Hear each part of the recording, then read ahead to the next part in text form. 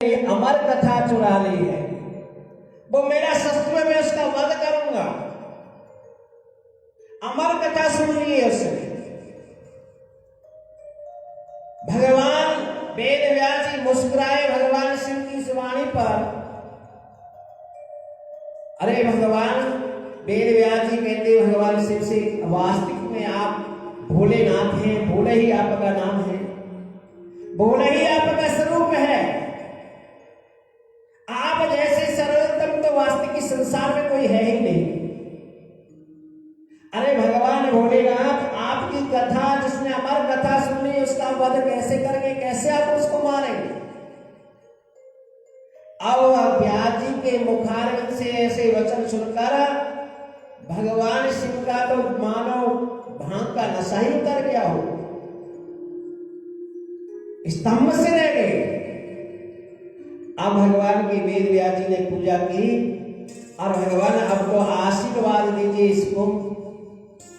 भगवान शिव तो चले गए, व्यास जी महाराज के या सुखदेव जी महाराज अपनी मां के उदर में निवास कर रहे हैं। व्यास जी महाराज के यहाँ सुखदेव जी का निवास स्थल है अपनी मां की गर्भ में। व्यास जी कहते हैं कि बाहर आ जाइए।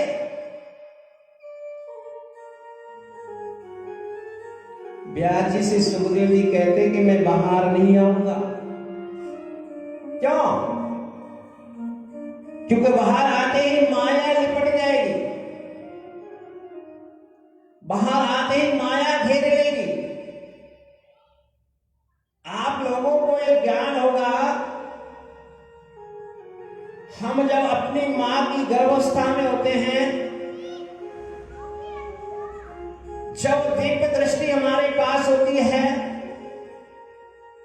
7 या 6 मास के शिशु होते हैं, तो संपूर्ण 100 जन्मों की याद हमें होती है। और दिव्य दृष्टि 100 जन्मों की याद हमने क्या किया क्या नहीं किया ये सब कुछ मालूम होता है। और वहां 7 मास का शिशु अपनी मां की गर्भ में बैठा हुआ और मलमूत्र के कुंड में बैठा हुआ हम प्राणी जीव अपनी मां के गर्भ में बैठकर भगवान की स्तुति करता है, भगवान की विनय करता है, भगवान से प्रार्थना करता है, कहता है प्रभु मुझे आप इस नरक कुंड से निकालिएगा।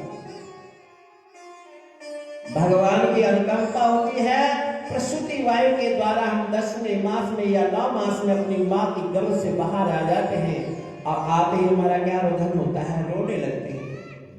हम कहां अपरिचित प्राणियों में आ गए। धीरे धीरे सने सने हम बड़े होते हैं। पहले तो बालपन के दुख होते हैं, जो कष्ट होते हैं, उनको हम सहन करते हैं। बच्चा की बहुत कोमल त्वचा होती है, मच्छर कीड़े उसे काटते हैं, खुजली नहीं कर सकता। अब कई बार उसे भूख लगी होती है, मां अपने अनुमान के द्वारा, अपने विवेक के द्वारा बच्चे को जब भूख लगी है तो क्या दे देती है? हो सकता है पेट में दर्द हो रहा हो, उसे मैंने कहीं ज्यादा तो दूध नहीं पिला दिया, तो उसे क्या मिल जाता है? दवा मिल जाती है। और जब बच्चे के पेट में वास्तविक दर्द हो रहा हो तो उसे क्या मिलता है? मां सोचती है इसे भूख लगी हो तो उसे दूध मिलता है। विपरीत क्रियाएं होती हैं। दूध की जगह दवा और दवा की जगह दूध प्राप्त होता है हमें। और हम कितने ये यहां पर हम लोगों से वादा नहीं करते, या यहां के लोगों के साथ ही हम वादा नहीं तोड़ते। अरे भगवान से हमने हजारों जन्म धारण करेंगे, लाखों जन्म धारण करेंगे और लाखों बार हम भगवान से वादा करके आते हैं, भगवान अब की बार हमें माफ कर दो, अब की बार तो मैं पक्का कह रहा हूं तुम्हारा भजन करूंगा जाकर,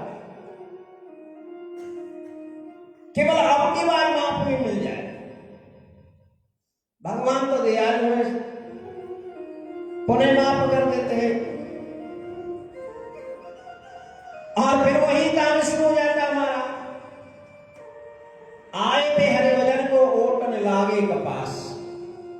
हमारा जन्म वास्तविक हरि के भजन के लिए हुआ, भगवान की प्राप्ति के लिए हुआ है,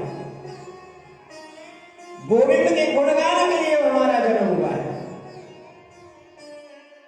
पर हम भजन नहीं, भजन किस चीज का करते हैं? भजन तो हमारा और चीजों का होता है। अरे मेरे जाने के बाद इनका क्या होगा, मेरे जाने के बाद ये कैसे संभालेंगे, ये तो समझ नहीं आएंगे, इनके समझ ही नहीं आती कुछ। मेरी इतनी संपदा है, इसको कैसे देखेंगे, मेरी इतनी संतान है, वो संतान मिले जाने के बाद कैसी होगी, इस चीज का भजन हम करते हैं। अरे संतान तुम्हारी थी कहां, तुम तो कुछ दिन के मेहमान हैं, कुछ दिन के रिश्तेदार हैं। अरे हमारा एक ही साधारण सा उदाहरण है, जैसे आपने किसी रेलगाड़ी में रिजर्वेशन कराया, आप किसी यात्रा के लिए जा रहे हैं, अब कलकत्ता की यात्रा में पहुंचे, गंगा सागर की यात्रा के लिए आपने रिजर्वेशन करा दिया अपनी गाड़ी में। अब जितने भी पहले जिन्होंने रिजर्वेशन करा रखा होगा, अब उन रिजर्वेशन वालों से हमारी उस डिब्बे में जब बैठते हैं तो बातचीत होती है। अब बातचीत होते होते उसका जिसका रिजर्वेशन पहले का है, जिस स्टेशन पर उतरना है, अमुक स्टेशन या अमुक शहर में जिनको जाना है, तो वो क्या तुम्हारे साथ तक जाते कि तुम्हारा स्टेशन कहां होगा, मैं वहीं उतरूंगा, या पहले वाले डिब्बे या पहले वाला स्टेशन पे आप उतर जाते? ना तो जिनका पहले स्टेशन है वो तुम्हारे साथ उतरते, ना आपका बाद में जो स्टेशन है आप उनके साथ उतरते। अरे जिसका जो स्टेशन आया वो उसी स्टेशन पर उतरता है। वो कितने भी आपसे वार्तालाप करे, कितना भी घनिष्ठता आपके साथ डिब्बा में बात करते करते हो गई हो, पर वो अपना स्टेशन नहीं छोड़ता।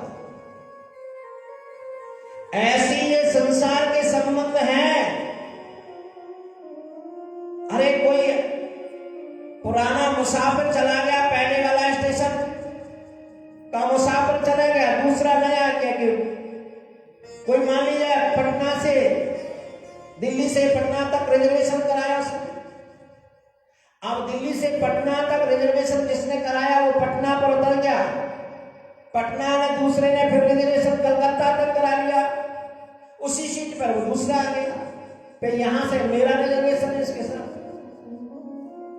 तो कहने का तात्पर्य है आपके जितने संबंध हैं वो एक यात्री की तरह हैं, और जिन संबंधों को केवल यात्री की तरह आप समझेंगे तो वास्तविक उस प्रभु की शरण में पहुंच जाएंगे, और उन यात्रियों की तरह संबंध नहीं समझेंगे तो फिर दुख उठाएंगे। तो भगवान सुखदेव जी महाराज कहते मैं बाहर नहीं आऊंगा, कि बाहर आएंगे तो माया लपेटेगी,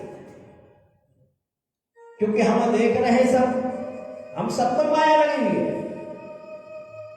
चाहे वो साधारण मनुष्य है, चाहे बहुत बड़ा संत है, महात्मा है, ब्राह्मण है, कोई भी हो, चाहे बहुत बड़े बड़े कथाकार हैं, सबको माया व्याप्त है, क्योंकि माया के बिना वशीभूत तो कोई है ही नहीं। माया जग ठगनी ठगो सब संसार, माया जग ठगनी ठगो सब संसार, सभी संसार उसने ठग रखा है। तो सुखदेव जी महाराज बाहर नहीं आने, बाहर आने के लिए सुखदेव जी महाराज ने कहा अपने पिता श्री ब्याज जी से कि जब तक वो टेढ़ी टांग वाला नहीं आ जाता मुझे आश्वासन देने, तब तक मैं बाहर नहीं निकलूंगा। तो भगवान स्वयं आए और भगवान ने कहा कि सुखदेव जी आपको मेरी माया व्याप्त नहीं होगी। तब जाकर सुखदेव ने जन्म धारण किया। बोले सुखदेव जी महाराज की जय। अब जैसे ही सुखदेव जी महाराज पैदा हुए, पैदा होकर ही वन के लिए चल दिए।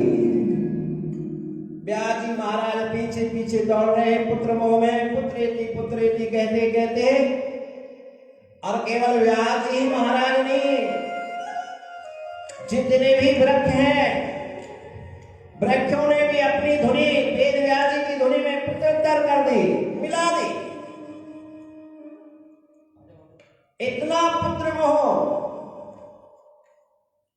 परंतु पुत्र तो जन्म से वैराग है, माया भगवान की लिपटी नहीं। हो मन लगा, हो मन लगा,